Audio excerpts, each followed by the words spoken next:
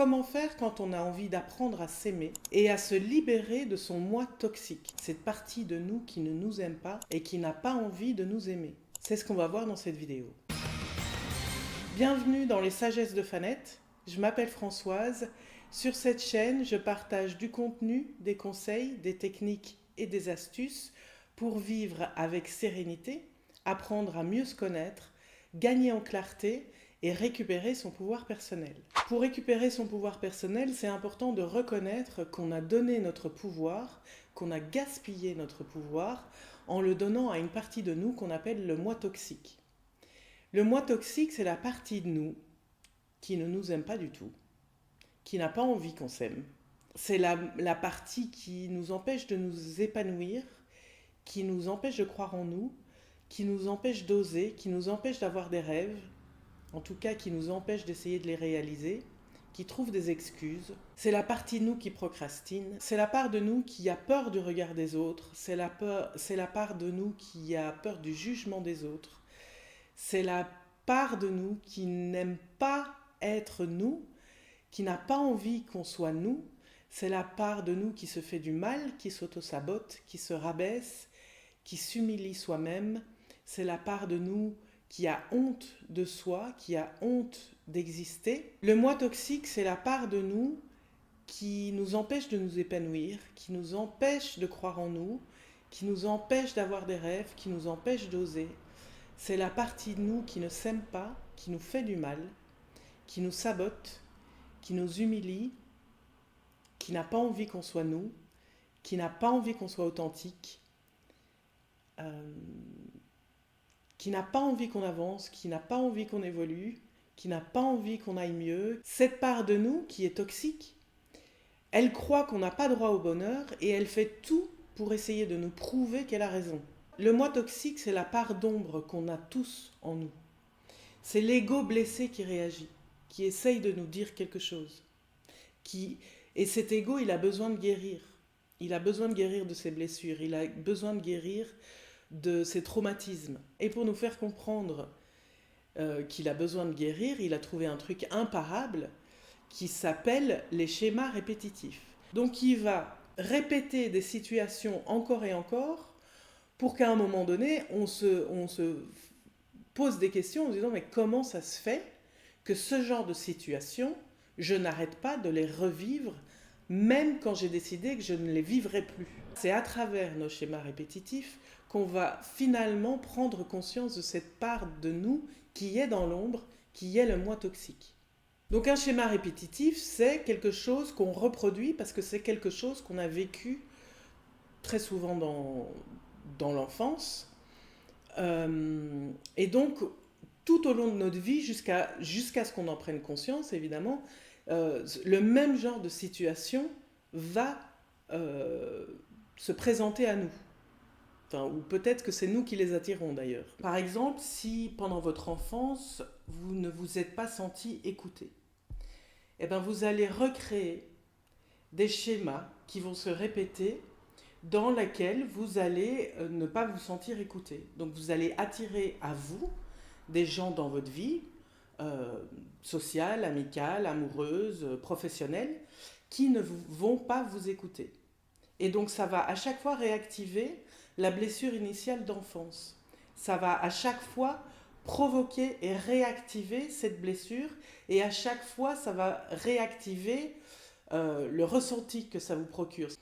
Et tant que vous ne vous en rendez pas compte, tant que vous n'en prenez pas conscience que c'est un schéma répétitif qui veut vous dire quelque chose par rapport à une blessure d'enfance, et que si ça se répète, c'est parce que vous avez besoin de le régler, de le comprendre et de trouver des solutions et d'arrêter de vous comporter de la même manière. Tant que vous n'en prenez pas conscience, ça va continuer à se rejouer, ça va continuer à revenir, ça va continuer à se répéter. En fait, tant que vous n'en prenez pas conscience, que c'est vous en fait qui provoquez, c'est votre enfant intérieur qui provoque cette situation, pour que vous puissiez changer vous à l'intérieur de vous quelque chose, pour ne plus accepter de ne pas être écouté par les gens qui vous entourent, pour ne plus que ça vous rende triste, pour ne plus que ça vous mette en colère, ça va se répéter. Et tant que vous n'en prenez pas conscience, ben vous risquez de jouer les victimes en disant oh, c'est pas vrai, c'est toujours le même problème, c'est toujours à moi que ça arrive, je comprends pas, j'ai tout essayé, j'attire tout le temps les mêmes personnes, blabli blabla. En fait, à un moment donné, il faut comprendre, le schéma répétitif est là pour que vous puissiez comprendre qu'il y a quelque chose à changer chez vous, qu'il y a quelque chose à conscientiser à l'intérieur de vous, dans la partie de vous qui est dans votre ombre. Ce travail de guérison du moi toxique, parce qu'il s'agit de ça, il s'agit de guérir ses blessures, et donc le moi toxique qui s'est développé à partir de vos blessures d'enfance. Le travail de guérison, c'est un travail d'aller chercher dans l'inconscient et de le ramener dans le conscient. C'est pour ça qu'on appelle ça un travail de conscience. C'est pour ça qu'on peut aussi appeler ça un travail de l'ombre. Parce qu'on va mettre de la lumière sur ce qu'il y a dans de l'ombre. C'est ce que certaines personnes appellent le shadow work. Le travail de l'ombre. C'est aller voir ce qu'il y a dans votre ombre, dans votre inconscient, dans ce que vous ne voulez pas voir de vous, dans ce que vous ne voyez pas de vous, dans ce qui vous fait mal et que vous avez mis de côté. Aller mettre de la lumière, donc aller apporter en clarté sur cette partie de vous qui jusqu'à maintenant était inconsciente, vous allez aller mettre de la lumière pour ramener certaines parties à votre conscience.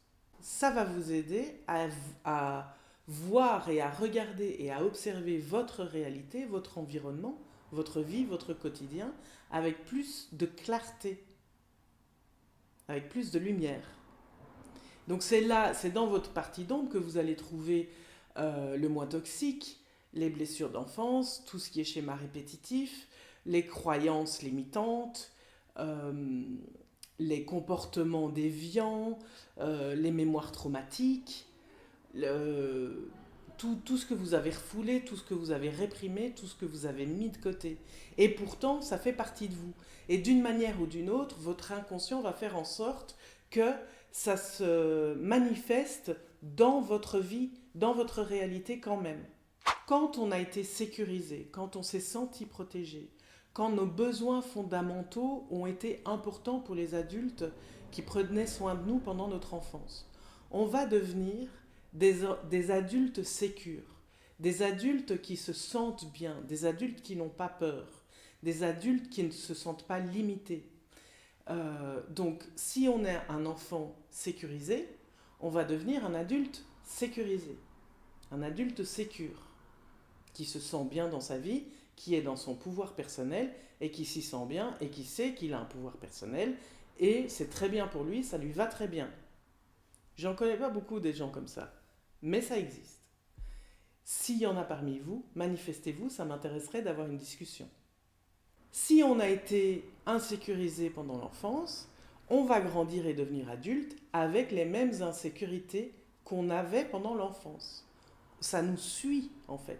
Tant qu'on n'en a pas pris conscience et qu'on n'a pas décidé de nous en guérir, parce que notre responsabilité d'adulte aujourd'hui, c'est d'en guérir nous, c'est de nous guérir nous-mêmes, tant qu'on n'en prend pas conscience, ben ça revient, c'est un schéma répétitif. En fait, ce qui se passe, c'est que quand on est bébé, quand on est nourrisson, quand on vient de naître, on est incapable de faire la différence entre nous et le reste du monde. Donc, tout ce qui fait partie de notre environnement, les gens, mais aussi les visions qu'on a, les images qu'on a, les sons, les odeurs, les lieux, les comportements qu'on observe, les discussions qu'on entend, tout, en fait, fait partie de nous. On considère que c'est à l'intérieur de nous. Donc vous imaginez à quel point la petite enfance a un impact hyper important sur l'image qu'on a de nous. Si on a observé des comportements de négligence envers nous, si on a observé du rejet, si on a expérimenté du rejet, si on a expérimenté de l'abandon, si on a expérimenté de l'absence, si on a expérimenté de la violence. En fait, quand on est bébé, tout ça, on ne se dit pas que ça vient de l'extérieur, on se dit que c'est nous. Donc on développe une image de soi au fur et à mesure où on grandit et on devient adulte. On développe une image de soi qui est celle-là, que on est rejet, que on est abandon, que on est manque, que on est négligence. Donc on va continuer à se comporter envers nous-mêmes avec négligence, avec absence, avec rejet, avec abandon ou toute autre sorte de blessure possible et inimaginable. Tout ce qui nous fait mal enfant continue à nous faire mal quand on est devenu adulte. Parce que ça grandit avec nous à l'intérieur de nous, tant qu'on n'en a pas pris conscience. Et surtout, tant qu'on n'en prend pas conscience, on continue à se traiter nous-mêmes de la même manière. On continue à tourner en rond et on continue à soi-même se faire du mal en choisissant de s'entourer d'un environnement qui va nous prouver et qui va nous amener exactement ce qu'on a connu dans l'enfance. Puisque c'est ce que nous on connaît, puisque c'est ce à quoi on est habitué depuis toujours. On va attirer à nous des choses qui nous entre guillemets, nous rassurent. On va attirer à nous, en tout cas, des comportements, des gens et un environnement qui va venir être cohérent avec ce qu'on a vécu dans l'enfance.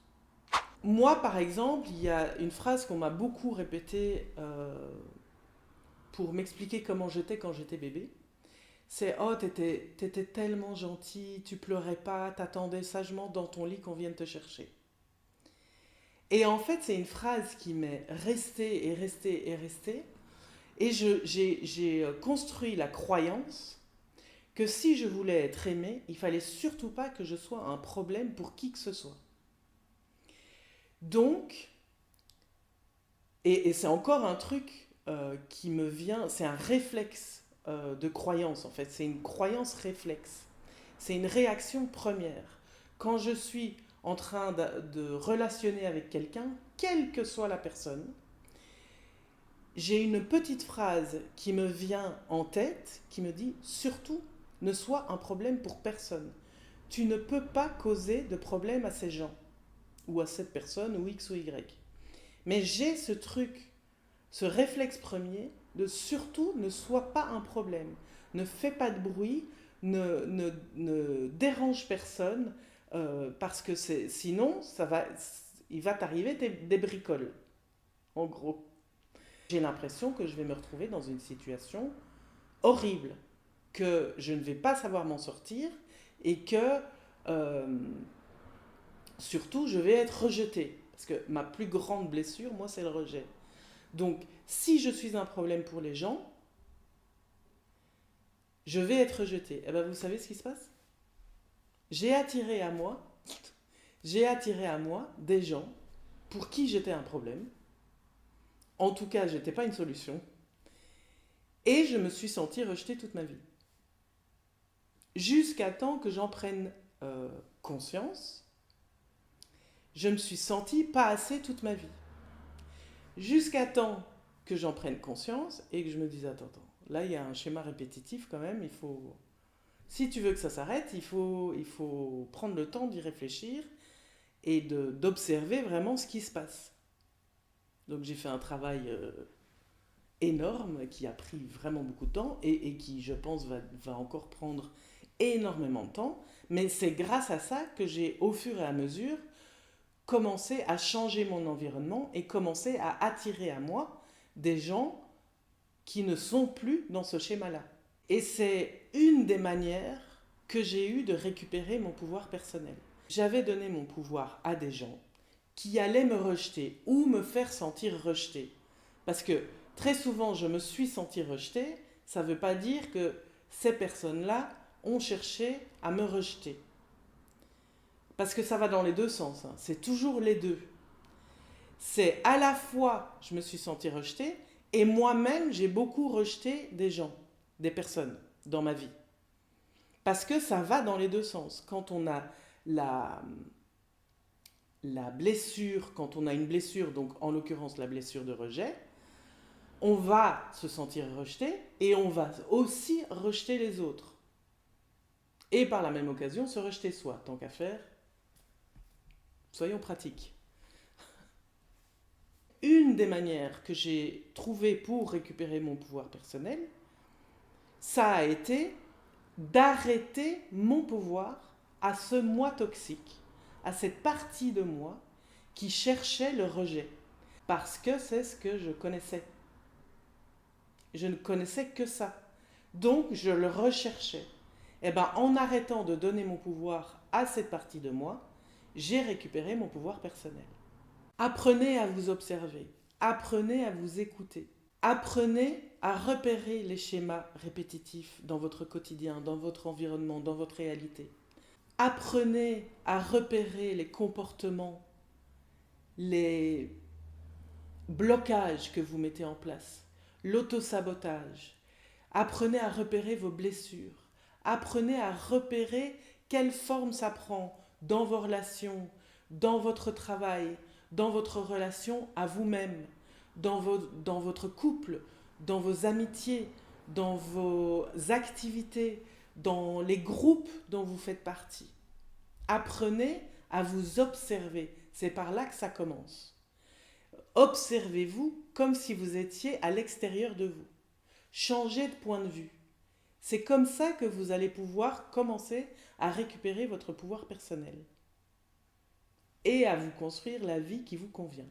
Si ce contenu vous intéresse, si vous avez envie d'approfondir et d'aller plus loin, je vous invite à vous inscrire à ma newsletter qui s'appelle Les Sagesses. Chaque semaine, j'envoie des pistes de réflexion, des invitations à l'introspection, des questions pour commencer le travail de conscience et des exercices pratiques à mettre en place dans votre quotidien pour commencer à changer votre réalité. Je mettrai le lien d'inscription dans la description de cette vidéo et aussi dans les commentaires. Voilà, il n'y a plus qu'à.